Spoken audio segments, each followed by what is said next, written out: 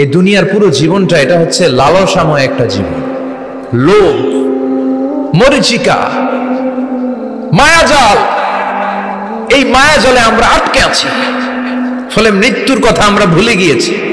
পাগলের মতো ছুটছি, আরো টাকা লাগবে, আরো খ্যাতি লাগবে, আরো যশ লাগবে, আরো দাপট লাগবে। আমার এত টাকা দিয়ে কি হবে, এত সম্পদ দিয়ে কি হবে, এত ব্যস্ততা দিয়ে কি হবে তোমার? স্টপ, থামুন, অনেক হয়েছে। আন্না, থামুন, take a rest, take a breath and think about death. Think that you have to go back to your Lord. একটু বসেন না, একটু ভাবেন যে আমাকে চলে যেতে হবে, চলে যেতে হবে। এই কোলাহল, এই ব্যস্ততা, এগুলো থাকবে, থাকবো না আমি। সাইয়েদনা ওমর ফারুক বলেছেন, মুতু ক্বাবলা আন তামুতু, মরার আগে একবার মরো। হাসিবু ক্বাবলা আন তুহাসাবু আলাইকুম, তোমার হিসাব নেওয়ার আগে তুমি একবার নিজের হিসাবটা করো না। কাগজ বের করে একটু লিখো না কি কি ভালো কাজ করছিলা, যেগুলো দিয়ে নাজাতের ওসিলা হতে পারে। 1 2 3, আর কি কি আকাম কুকাম করছো দেখো না, লিখে দেখো তোমার অবস্থাটা কি। মরার আগে একবার মরো। মরার আগে খাটের মধ্যে শুয়ে শটান করে চোখ বন্ধ করে একবার মরার ভান করে দেখেন কেমন লাগে। চোখটা বন্ধ করেন আর ভাবেন আপনি নাই, কি কি হতে পারে ভাবেন। আপনার ছেলেমেয়েরা কান্না জুড়ে দিবে, আপনার প্রাণের স্ত্রী বিলাপ শুরু করে দিবে, বন্ধু বান্ধবের চিৎকার আর মাতম, স্থানীয় এলাকার মসজিদে ঘোষণা, অমুক এলাকার নিবাসী অমুক ভাই অমুকের ছেলে অমুক দুনিয়ায় নাই। সব আত্মীয়রা চলে আসবে, ফেসবুকে স্ট্যাটাস দেয়া হবে, সবাই সবাইকে জানাবে বিকাল 4টায় অমুক হাই স্কুল ময়দানে আপনার জানাজা। ছুটে আসবে, সবাই ছুটে আসবে আপনাকে শেষ বিদায় দিতে, গুড বাই জানানোর জন্য, আল ওয়াদা, বিদায় জানাতে আসবে সবাই। 4 তাকবীর দিয়ে আপনার জানাজা হবে, অশ্রুসিক্ত জানাজায় আপনার বিদায় হবে। কাঠের খাটিয়ার মধ্যে করে কাঁধে তুলে আপনার কবরে নেওয়া হবে। আগে থেকে খুঁড়ে রাখা কবরটার মধ্যে আপনারে বিছিয়ে দেয়া হবে। বাঁশের কচি দিয়ে তার উপরে মাটির চাপা দিয়ে সব চলে যাবে। ভাবেন না একবার চোখ বন্ধ করে, this is the circle of life, this is the nature of life. এটা সবার হবে, আমার হবে, আপনার হবে।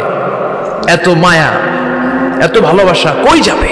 কেউ থাকবে না, সবাই আপনার অন্ধকার কবরে রেখে দিয়ে চলে আসবে। উপরে বাঁশের কঞ্চি, তার উপরে মাটির চাপা, অন্ধকার আর অন্ধকার। এই অন্ধকার যেন শেষ হতে চায় না, শুধুই অন্ধকার, ঠিক কিনা? এজন্য আমাদের চলে যেতে হবে। দাদা গেল, চাচা গেল, মামা গেল, আমাদেরকেও যেতে হবে, জোরে কোন ঠিক কিনা?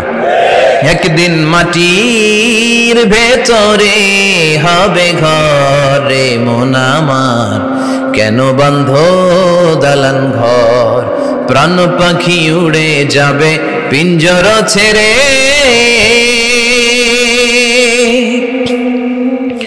ধরা ধামে সবই রবে, তুমি যাবে চলে, বন্ধু বান্ধব যত, মাতা পিতা দ্বারা সুত, সবই হবে তোমার পরে, মন আমার কেন বন্ধ দালান ঘর। একদিন মাটির ভেতরে হবে ঘরে মন আমার, কেন বন্ধ দালান ঘর, ঠিক কিনা? সব পরে থাকবে, চলে যেতে হবে আমাদেরকে। এজন্য আখিরাতের কথা যেন আমাদের স্মরণ হয়। বিশ্বনবী বলতেন, নাহাইতুকুম আন জিয়ারাতিল কুবুর, আমি তোমাদেরকে কবর জিয়ারত করতে আগে নিষেধ করতাম, কিন্তু এখন নিষেধাজ্ঞা প্রত্যাহার করে নিলাম। এখন সব সময় তোমরা কবরের সামনে যাবা আর জিয়ারত করবা। কবরস্থানে জানতো বড়ুয়া কৃষ্ণপুরের এই গ্রামের কবরস্থান আছে কোন দিকে? পূর্ব দিকে আছে, গোখরার জলের ওদিকে। যান আপনারা, একটু যাবেন, একটু গেলে আখিরাতের কথাটা স্মরণ হবে। ওখানে ছোট শিশুরা শুয়ে আছে, কিশোর যুবকরা আছে, আপনার মতো তাগড়া যুবক, মুরব্বীরা আছে। এরা এই এলাকায় থাকতো, এরা আকাশ থেকে নেমে আসে না, এই এলাকার সন্তান আজ নাই। একটা সার্টেন পিরিয়ড শেষে আপনিও থাকবেন না।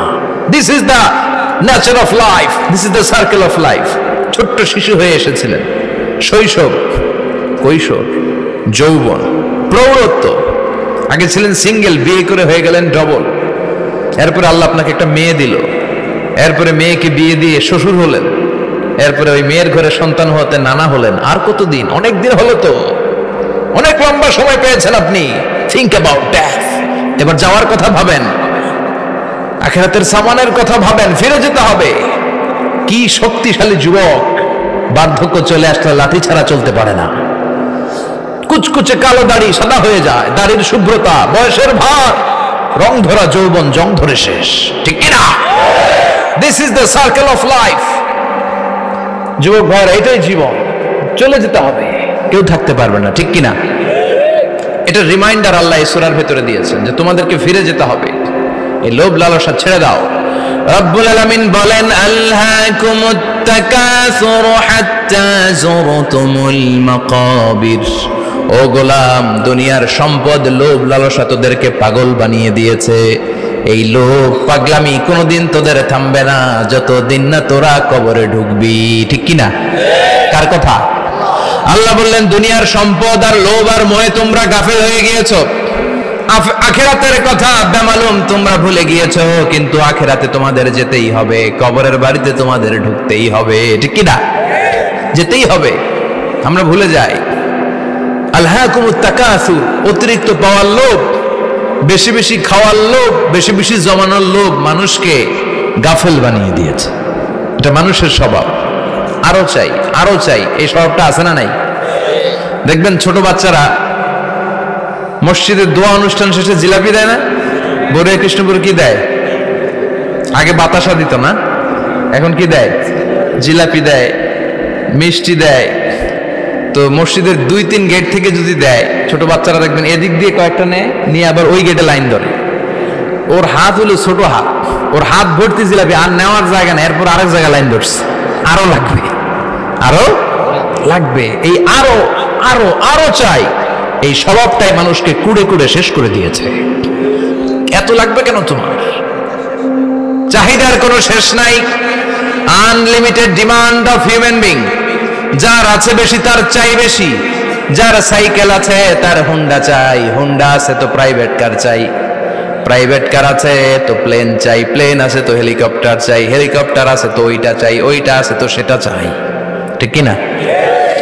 এলাকার মেম্বার যে হয়েছে চেয়ারম্যান হতে চায়, আছে না নাই? চেয়ারম্যান সাহেব এমপি হতে চায়, আছে না নাই? এমপি সাহেব মন্ত্রী হতে চায়, আছে না নাই? মন্ত্রী সাহেব প্রধানমন্ত্রী হতে চায়, আছে না নাই? কিন্তু এই দেশে সুযোগ নাই, কথা কন। এই দেশে প্রধানমন্ত্রী সিলেক্টেড, 2-3 জনের বাইরে কেউ প্রধানমন্ত্রী হতে পারবি না, ঠিক কিনা? আমার এই জীবনে তো আমি 2-3 জনেরই দেখলাম। বেগম খালেদা জিয়া, মাননীয় প্রধানমন্ত্রী শেখ হাসিনার ছোট্টবেলা দেখেছি এরশাদকে, আমরা তখন ছোট। তো মানুষের চাহিদার কোনো শেষ নাই, যার আছে বেশি তার চাই বেশি। এজন্য বিষ্ণু বলেছেন, উনজুরু ইলা মান হুয়া আসফালা মিন, তোমার চেয়ে যে খারাপ আছে ওর দিকে তাকাও। ওয়ালা তানজুর মান হুয়া আ'লা মিন, তোমার চেয়ে যে ভালো আছে ওর দিকে তাকায়ও না, তোমার চেয়ে যে খারাপ অবস্থানে আছে ওর দিকে তাকাও। অনেকে নিজের অবস্থান নিয়ে সুখী না, এরকম আছে না নাই? আল্লাহ আমার এটা দিল না রে, ওইটা দিল না রে, পাইলাম না রে, কিচ্ছু হয় না, কি করবো জীবনে, হতাশ। আসলে আছে কিন্তু অনেক, কিন্তু শুকরিয়া নাই, ডাকাত, ঠিক কিনা? নিজের অবস্থান নিয়ে সুখী না, কিন্তু অনেক লোক আছে তারা আপনার অবস্থানে পৌঁছতে চায়।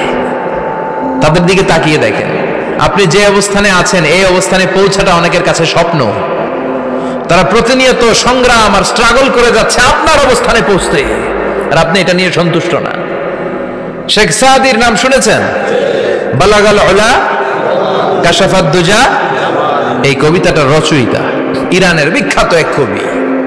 উনি একবার আর্থিক সমস্যার মধ্যে দিয়ে সময় কাটাচ্ছেন, টাকা নাই, পয়সা নাই, পায়ে দেওয়ার মতো জুতা নাই। উনি খুব দুঃখ পেলেন, হায় রে, আমি ইরানের এত বড় কবি, আমার পায়ে দেওয়ার মতো জুতা নাই। দুঃখ ভরা মন নিয়ে রাস্তায় হাঁটতে বেরোলেন। হাঁটতে হাঁটতে হঠাৎ দেখলেন একটা লোক শুয়ে শুয়ে কাঁদছে, ওই লোকটার 2টা পাই নাই, পাই নাই। উনি সেজদায় পড়ে গেলেন, আল্লাহর কাছে ক্ষমা চাইলেন, আল্লাহ অনেক দিয়েছো, শুকর আলহামদুলিল্লাহ। এজন্য যেই পরিস্থিতিতেই থাকি না কেন আমরা কি পড়বো? জোরে বলেন, কি পড়বো? এজন্য আল কানাতু মিনাল ইসলাম, অল্পে তুষ্ট থাকার নাম হলো ইসলাম। সম্পদ লাগবে কিন্তু সম্পদের পাহাড় লাগবে না, ঠিক কিনা? অল্প খান, অল্প পড়েন, অল্প জামান, অল্পের ভেতরে বরকত ঢুকাইয়া দিছে কে? দেখবেন যাদের সম্পদ অল্প তারা সুখী বেশি, জরিপে এটা দেখা গিয়েছে, অনেক সার্ভেতে এটা এসেছে, যারা সম্পদশালী এরা দুঃখী বেশি, এদের দুঃখ বেশি, টেনশন বেশি। খুব স্বাভাবিক, টাকা যার বেশি রোগ তার বেশি, টাকা যার বেশি টেনশন তার বেশি, টাকা যার বেশি ঘরে শান্তি তার কম। আছে না নাই? ঘরের ভিতরে অশান্তি, ছেলে কথা শোনে না, ছেলে টানে গাঞ্জা, মেয়ে ঘরে পরকিয়া। আছে না নাই? স্ত্রী কথা শোনে না, ভালোবাসা নাই, ঘরটা জাহান্নামের টুকরা। রোগ বালাই, এক একটা হসপিটাল বিল পরিশোধ করতে মাসে 5 লাখ 10 লাখ। আছে না নাই? কিছু খেতে পারে না, ডাক্তার একেবারে ডায়েট মেনু বেঁধে দিয়েছে, ডায়েট, ভেরি ডায়েট মেনু, এটা এটা এটা এটা কিছুই খাবেন না, শুধু গরু খাবেন না, খাসি খাবেন না, চিংড়ি খাবেন না, খালি ঘাস খাবেন, ইচ্ছে মতো ঘাস খাবেন, মানে ঘাস জাতীয় যত আইটেম আছে সব খাবেন, শাক খাবেন, সবজি খাবেন, সালাদ খাবেন, গরু চিংড়ি মুরগি গোশত ইলিশ কিছু খেতে পারে না।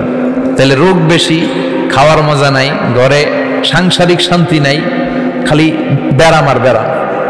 ঠিক কিনা? কিন্তু সম্পদের পাহাড় ঘটেছে।